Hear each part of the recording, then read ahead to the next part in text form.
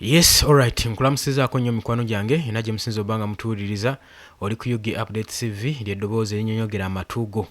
Kakati nno amawulire agakagwawo ngalaga nti nno Nuupu President, Nuupu Deputy President oba tugambe nti nno National Unity Platform Deputy President owa Northern Uganda Dr. Rina Zedriga alangiridde nga waafulumyemu era agenze mu Wakizayiro.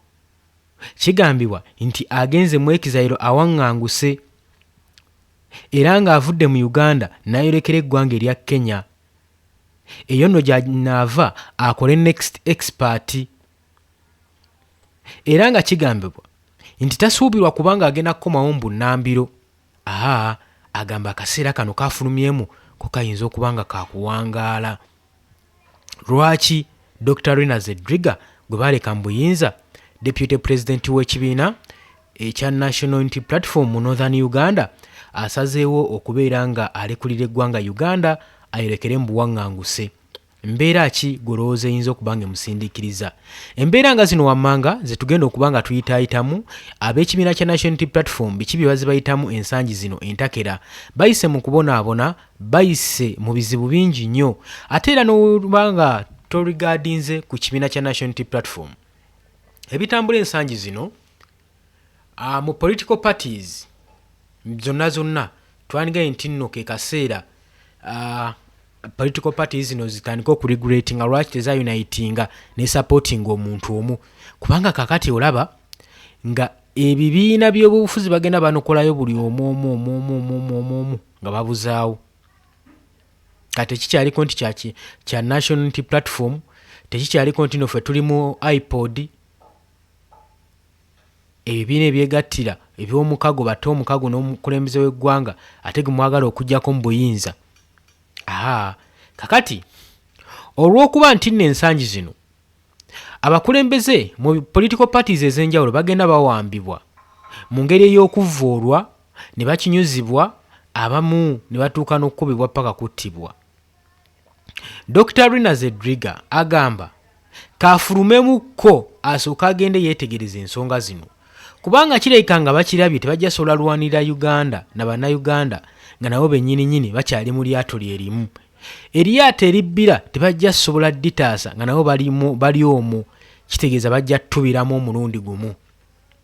Oli ku UG Update TV kosinza obbanga otuwuliriza ng'atanatuyungako nkutegeeza tikkirira wansi waliwo ekigambo subscribe kikoneko obeere nga otwegattako. Abali mu diaspora ntegeeza bali Qatar, Oman, Dubai, Saudi Arabia mukola kyamaanyi nnyo okubeera ku mayingo gano aga UG Update TV. Kakati wano tugenda kubeera nga tusimbula gwe mukwano gwange, wabula nga sinnakwolekeza buziba ensonga za Deputy President Dr. Rina Zedriga. Njagala mbeere nga nkutwalako mubadde bigenda mu maaso mu ggwanga oba oli abo bitiisizza bannabyabufuzi ab'ebibiina eby'enjawulo okulabika n'okutuuka mu mbeera egamba nti no balekulidde bagende mu Wakizayiro. Bannange Wakizayiro nga tewabeereka, mu Wakizayiro nga wanyigirizibwa, nga wanyigiriza.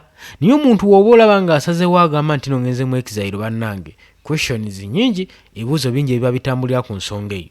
Nga naawe gwe mukwano gwawe wookera ku makya n'ogamba nti banne mmanyi naye tutte mbuddu ngenze mu Buwalabu kuba kyeyo. Oba omaze okwetwala mu buddu, noweetwala mu buddu ng'omanyiiyo, kitegeeza ki? Nti embeera gy'ogenda oyitamu yonna oba ogimanyi, naye ng'ogamba ebyo bisiŋŋana. Okusinga osigala no mu Uganda kangende omuwalabu ankozese, nga mu Uganda buli kimu okigezezaako biganye, gavumenti yo tekusapootinze, buli kadde gavumenti yongera kunyigiriza, n'ogamba ebyo bisiŋŋana twali kyakola kanjolekere. Kakati ne baano we batyo no we babadde, naye nga sinnakutwala tunuulira embeera ezirabikako mu ggwanga lyattu Uganda, osooka olabe abantu bano nga tonnabanenya lwaki bagenda mu maaso n'okuba nga bawaŋŋanguka nga bava mu ggwanga Uganda boolekera amawanga amalala.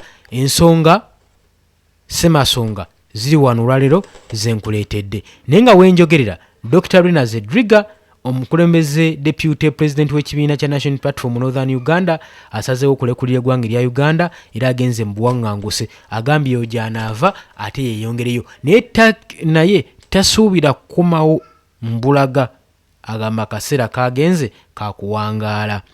Lwaki? Sokola ensonga nga zino.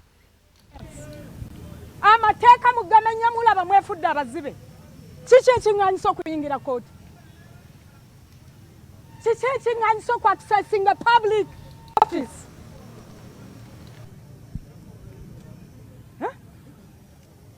Mulaba amateeka okugamenya kyekisaanidde. Ne babakakkanako ne babafuula abatategeera amateeka ge mulina okukuuma. Mwe mulaba mufaanana bulungi mu maaso g'abantu bano nga muzibye public institution. Mulabika bulungi nnyo nga muli mu kutuntuza bannansi. Tuli bakulembeze bammwe. Bonna bwe beebwalabwala. Look at them.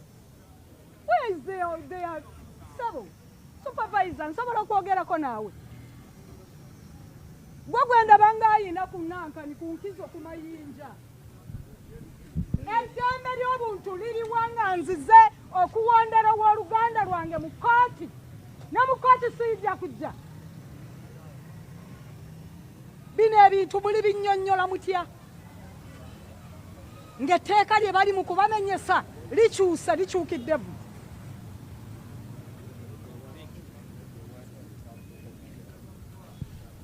Mutunula mutya mu maaso g'eggwanga? Bano bannansi muyina kubaweereza. Naye muyimiridde mumenya amateeka mu maaso g'abannansi. Bwetyo embeera bweri wano ku kooti e Makindye ng'abantu ab'enjawulo bagaanibwa okuba nti bayingira ku kooti ne balaga obutali bumativu embeera egenda mu maaso. Kooti abantu abasinga bagamba nti olw'okuba nga yalujjudde era nga yamulwatu bandibadde bakkirizibwa okuyingira okuwulira emisango egivunaanibwa omuntu waabwe egigenda okumuggulwako oba egimugguddwako okusinga ate okubaggalira ebweru. Bwe tutyo bwe tukyali embeera bwetyo bweri. Abantu bo balowooza nti oba oliawo bandibadde basobola okuba nti bayingira mu kooti okuwulira ki ekigenda mu maaso, naye oba oliawo obutabakkiriza kuba nti bayingira mu kooti kibaleetera kakati ebyo ebimu Dr. Rina Zedriga ne byagamba nti no kati bw'aba atunuulidde eggwanga Uganda alaba nga lyesulise era aba asaanidde okubeera nga steppinga ekigere kyekka emabega abaoba oliawo bafunvubire basinziire. Kooti weetuuka okussaawo security. Oliriza, kooti weetuukira okuteekawo security kuba n'amateeka obutayingira kooti obutagenda kuwulira nsala ya mulamuzi kyagenda salawo. Mazima ddala wabeerawo fair trial. Mu judiciary mubeeramu fair trial. Lwaki Uganda etuuka okuwambibwa n'ebitongole by'essiga eddamuzi ne bituuka okuwambibwa ng'ate nga bye bitongole byandibadde biyimirirawo ku lw'eggwanga? Embeera eyo njagadde ngikusiigire nkulage ekigenda mu maaso mu ggwanga nga tonnanyenya muntu n'omu kufuluma ggwanga Uganda. Soka weebuze ki ekigenda mu maaso mu Uganda? Abadde bakulwanirira gwe weerwaniridde otya? Oli ku Yugi Update Civic osinzira obanga otuwuliriza. Gwatanatoyungako kirira wansi waliwo ekigambo subscribe kikoneko obeere nga otoyungako. Okusinziira ku source, former magistrate, academic and human rights advocates Dr. Rina Zedriga era omukulembeze mu kibiina kya National Platform ng'asaavinga nga deputy president wa Northern Uganda yamaze okusalawo nti agenze mu buwaŋŋanguse era tajja kukomawo mu bunnambiro. Ripooti egamba Dr. Zedriga gye buvuddeko emabegako ng'akitinga nga National Unity Platform president oluvannyuma Robert Kyagulanyi Ssentamu okufulumamu. Agamba ke kaseera afulumeko mu ggwanga Uganda. Ku ebyo ebyatuukawo mu mwezi oguyise, agamba agenda kuva mu ggwanga erya Uganda ayolekere eggwanga erya Kenya. Eyo gy'ajja okonsidalinga okuapplyinga for political asylum mu ggwanga erya Europe saako ne mu Canada. Okusinziira ku source, ensonga ezeefaananyizaako lipooti eno nnyingi nnyo, era yategeezaako dda ab'emikwano gye n'ab'eŋŋanda nti tasuubira kubeera nga akomawo mu ggwanga Uganda mu bwangu olw'entiisatiisa egenda mu maaso n'okumukolwako eri Gen. Muhoozi Kainerugaba, era ye gw'atunuulidde ng'amulaba nga political threats mu buyinza. Kati bagamba olw'okuba nti n'amateeka gaatyoboolebwa dda gaafunyizibwa dda, tetusobola kwesigama ku ssemateeka w'eggwanga Uganda. Era maama Zedriga agamba nze ngenda kufulumamu, era yategeeza dda ab'eŋŋanda bako n'ab'emikwano ng'agamba nga mukulembeze waabwe ke yafulumamu kagenda amwegatteko oba oli awo babeeko kye bagatta ekiyinza okuleeta enkyukakyuka mu ggwanga lyattu Uganda. Jjukira yasooka kuvayo n'agamba ba foot soldiers badde ewaka batandika okukakalabya emirimu gyabwe kuba okulonda kwali kuwedde, nga bagamba tetulina ssente zetugenda balabirisa wano kuba ffe tetuli gavumenti, tukuŋŋaanya musolo, mugende muwataanye emirimu, oba oli awo eggwanga lirikyuka tulikomawo ne tubakoowoola ne tubayita. So ensonga tezibadde za kwepankirako.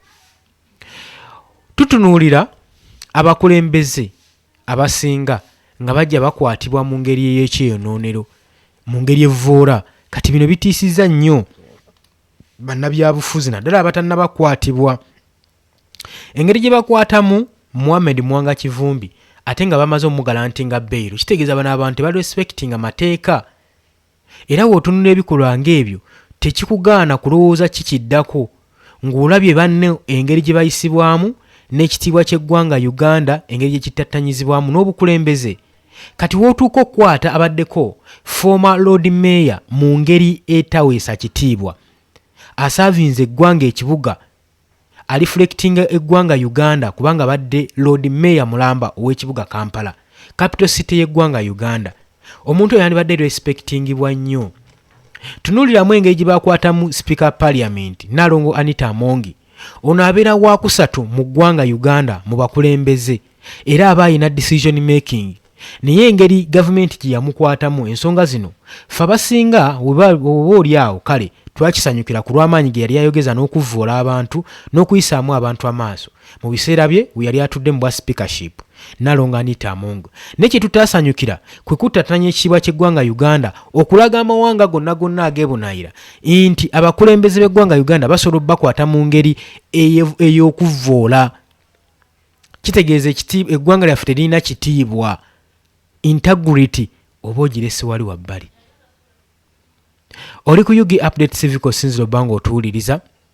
Kakati ekyasinze obba kuba ekikwe ye mulamuzi okugalantinga bbeero eri omukulembeze w'ekibiina kya National Platform wa Central Buganda Mohamed Mwanga Kivumbi n'ateebwa nga tannaweza ssaawa 24 ate ne walabikawo abazigu ne bajja ne bamukwata ne bamuzzaayo ne bamubuzaawo okumala ennaku 19 ate nga n'engeri gye bamukwatamu niyo nga yakuvvuula, teraga kitiibwa, teraga mpisa. Tekwaliko charges bamusalidde wabula yabuzibwa bubuzibwa n'atwalibwa mu torture chambers, era eyo olugero alunyumyako. So ebikolwa weebiti tugambe nti biba bigenda mu maaso n'okubanga bannayuganda bibatiisa, naddala abakulembeze bagamba ke beewogemeko bagende banoonye solution ekyokusalawo. Yeno engeri pulezidenti wa Buganda mu kibiina kya National Platform engeri gye yakwatibwa musooka okeetegereza.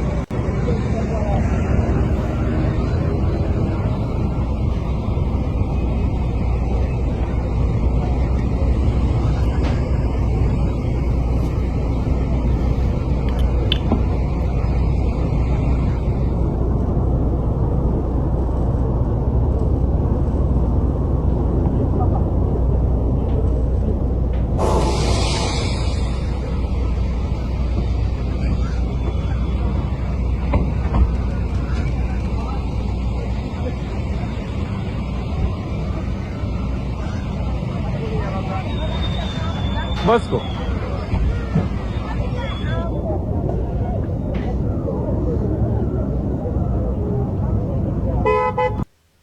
kakati ebikolwa ng'ebyo bye biyinza okuba nga biwaŋŋangusizza abakulembeze baffe okugenda ebunaayira nga tebeesiikidde kanyeebwa. Naye abakulembeze naddala mu kibiina kya National Unity Platform bazze bakondeeminga ku nsonga eno nga basonga olunwe mu Chief of Defence Force Muhoozi Kainerugaba nga we yeegulidde omuze okulaga eryanyi olw'okuba alina decision making okukwata abakulembeze n'abawagizi b'ekibiina okubayisa ng'ekyokuttale, okubacunya, okubadetaininga, okubabuzaawo ne bababuza namba eŋŋanda zaabwe ne baba nga tebamanyiiko mayitire gaabwe. Ezo ensonga bazikondeeminga. Kakati maama Zedriga y'omu ku badde bagenda maaso n'okucriticizinga ku nsonga zino. Joel Sonyonyi, leader of opposition, naye azze ng'agenda maaso n'okukondemminga. Ate jjukira n'agamba ono bamuyita one man's army mu parliament. Opposition yonna oyinza okugamba Joel Sonyonyi yekka y'alimu.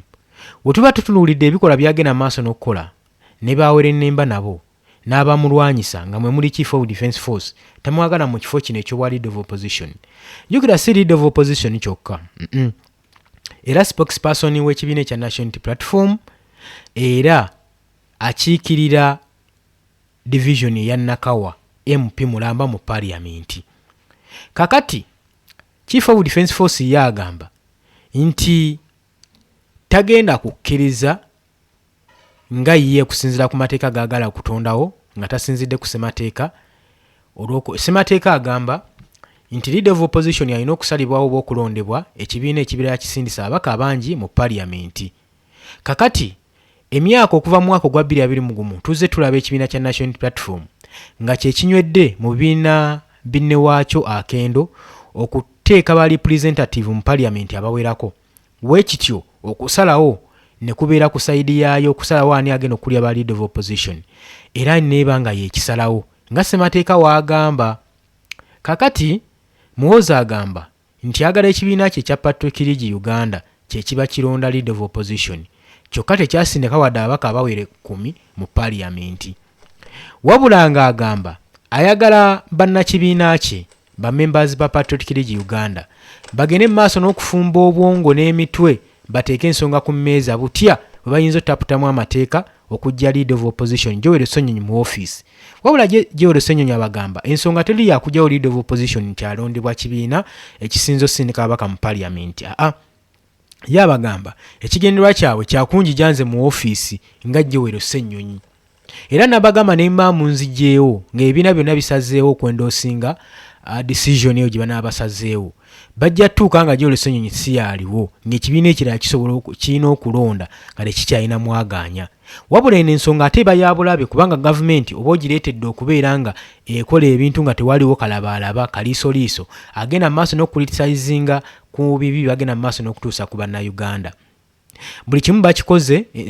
Document bazitebolinze ku mmeeza ya parliament. Speaker Jacob Oboth avuddeyo ensonga n'azanja naye ensonga zikyatubidde. Leader of opposition akyabalemye okujja mu office. Wabula mu byonna ebigenda mu maaso njagala nsooke nkwe ku leader of opposition ku kikyayogera ku nsonga zino kikyayogera ku Chief of Defence Force n'oluvannyuma tujja kweyongerayo. Wuliriza. Ono Muhoozi byakola mu M7 ne banno bitambulira ku mateeka. Bino si byabatwala mu nsiko. Bino tafiire byayogera ku kubanga yakikatiriza nti Directorate of Crime Intelligence ekulemberwa General Christopher Damulira batta abantu extrajudicial killings era n'alabula amuddire mu bigere Professor Ephraim Kamuntu. Bino bimwalwanirira bye byabatwala mu nsiko. Lwaki ono mutabani wammwe temumukomako?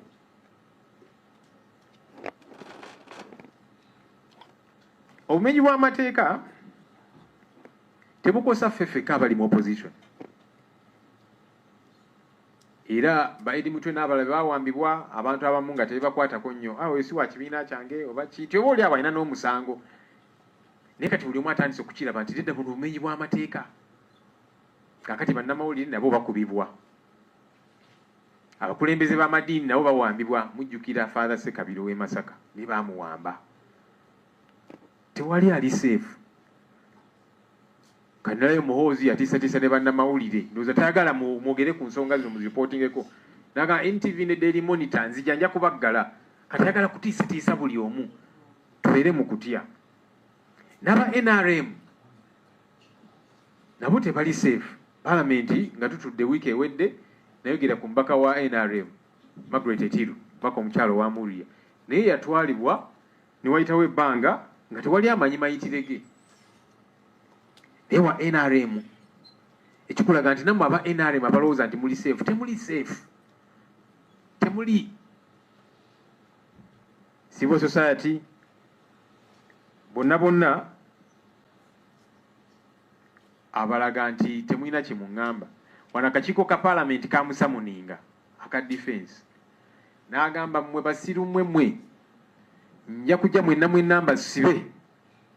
Akakiiko ne katya ne sipiika yaliwo mu kaseera ako n'asirika. Kakati awo we tutuuse mmwe aba NRM abalowooza nti muli safe yagamba nti mmwe n'abayisaamu awo eggaali n'abavumaavuma ng'anyiize. Kakati mwe tayinza kubawamba nga munyiiziza. Mulowooza bino biri ku ffeffekka aba opposition. Ebintu bino bigenda mu maaso mu bumenyi bw'amateeka. Of course ba Eddie Mutwe baawambibwa n'abalala bangi bali mu makomera, ba Alex Waisa Mufumbiro, Dr. Kiza Besigye bakya mulanga kubanga gavumenti eno tajagala. Sam Mugumya naye yawambibwa ne kaakano taleetebwanga mu kooti, amayitire ge tegamanyikiddwa. Waliwo omwami omulala bamuyita Amos Lwangomani. Ono alina oluganda ku General Kahindo Tafiire, ono naye yawambibwa. Emyezi egiwerera ddala giyise tebamuleetanga mu kooti, ali eyo bali mu kumutulugunya. Ndowooza ensonga lwaki General Kahindo Tafiire kati ayogera ku bintu bino kuba naye alina obulumi ate nga abimanyi bituufu kubanga alinayo obuwe, tabiwulira buwulizi naye alinayo obuwe. Christopher Godi abamu gwe bamanyi nga King Zare, oyo naye yawambibwa ennaku z'omwezi 21 April ne kaakano taleetebwanga mu kooti, tatwalibwanga mu kooti. Bwe twava mu kalulu ka 2026 akakaggwa mwalaba engeri gye kayisibwamu omukulembeze w'ekibiina kya NUP owekitiibwa Kyagulanyi ne famire ye neerumbibwa ne bayisibwa obubi. Ebintu bize bibeerawo bino.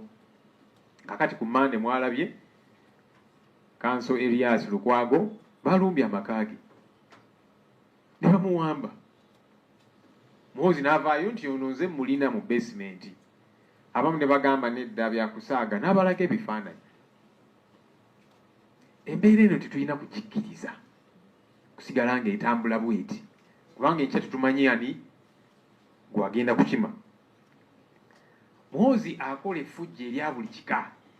Alinga omwana omanyi abaana b'abagagga batera okubeera n'effujjo kati bw'omuwa ku buyinza oba oli awo bw'atasobola nekiyitirira.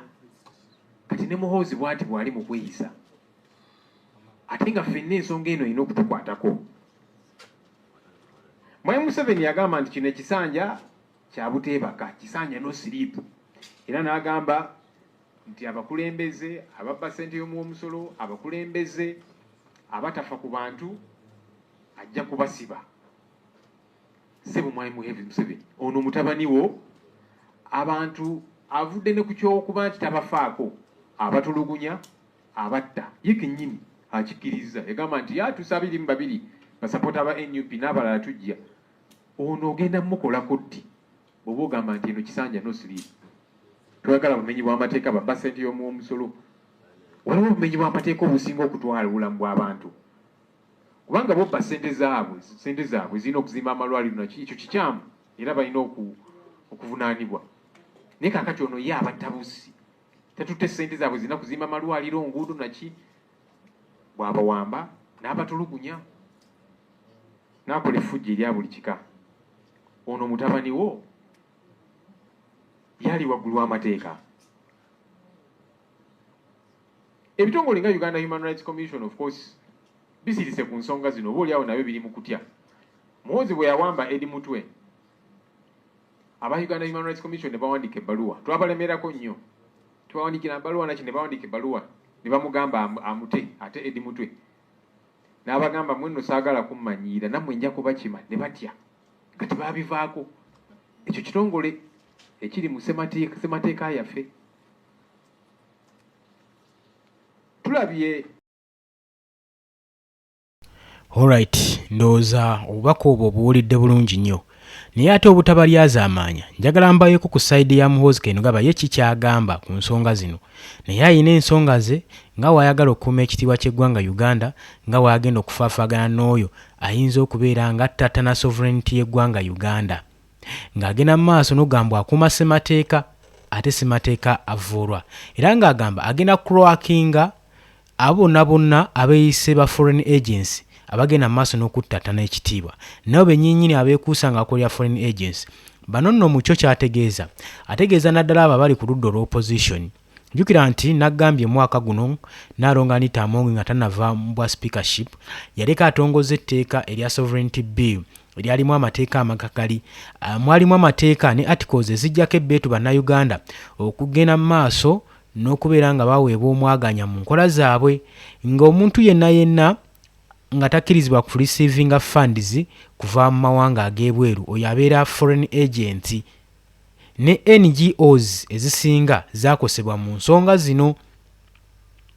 Naye twalaba ng'ekitongole ekirwanira eddembe ly'obuntu aba Amnesty International saako ne Human Rights Watch abava mu ggwanga erya UK bakondeminga ku nsonga zino ku sovereignty bill eno. Kati Muhoozi Kainerugaba yali ayongera ogikkaatiriza ng'agenda mu maaso n'okubeera nga bateekawo restriction nga baziteerawo nga ba leaders of opposition n'abakulembeze abalala bali ku ludda oluvuganya gavumenti babeereko ne we bakoma okubayingirira mu pulaani zaabwe oba oliawo ne mu nteekateeka. Njagala owulirize. Nagambye dda ku Yugi Update TV osinzira obbanga otuwuliriza, gwe naagala otweyungako okkirira wansi ekigambo subscribe weekiri kikooneko obeere nga otweyungako. Abali mu diaspora nyongera obbatumirako, mwebale nammwe mukola ky'amaanyi nnyo okubeera ku mayengo gano. We will never allow anyone again to undermine the national interest in whatever shape or form. We cannot and shall not tolerate agents of foreign interests who work secretly to weaken the country's progress. We will never allow agents of foreign interests to demoralize and demobilize the patriotic and nationalist spirit of Ugandans. We shall not allow foreign interests to determine our national narrative. The impunity within certain elements of Uganda's political class and media directly impacts the country's security. These elements have to become responsible actors to ensure peace and security. The UPDF and the interagency architecture are committed to establishing a holistic national security infrastructure, including acting against wrong elements within the political and media class. Ensonga muziwulidde bulungi nnyo. Kakati ye maama Rina Zedriga omukulembeze Deputy President w'ekibiina kya National Platform Northern Uganda asazeewo agende mbuwaŋŋanguse olw'ensonga ezo ze muwulidde, agamba nti tetusobola kumalako ffenna tuba mu lyato limu, we litubira litubira lumu, ate empaawo ayinza tutaasa. Kati so ffe abanajja n'obuyambi katugende twegatte. Jjukira omukulembeze Robert Kyagulanyi Ssentamu yafuluma dda era n'abagamba tali mbuwaŋŋanguse, ye ayina emirimu gye yagendako emitongole era waanaagimaliriza saa yonna wakudda mu ggwanga Uganda. Olw'obudde nti butuliridde empinda, mikwano gyange munzikirize enkome wano nengenda tumirayo abantu nga omu babiri nga bulijjo weeri enkola yaffe. James Dembe webale kubeerako ku Yugi Update TV. Maria Ann webale naawe obakawo bwatuuse. Kyokera Rebecca naawe webale kubeerako. Ndowooza abo olwaliro bamala. olwaleero bano bamala bunziko olunaku olwaleero. Namakula Justin naye weebale kubeerako. Waligo Musa weebale naye kubeerako. Mbagaliza olunaku olulungi, mweraba.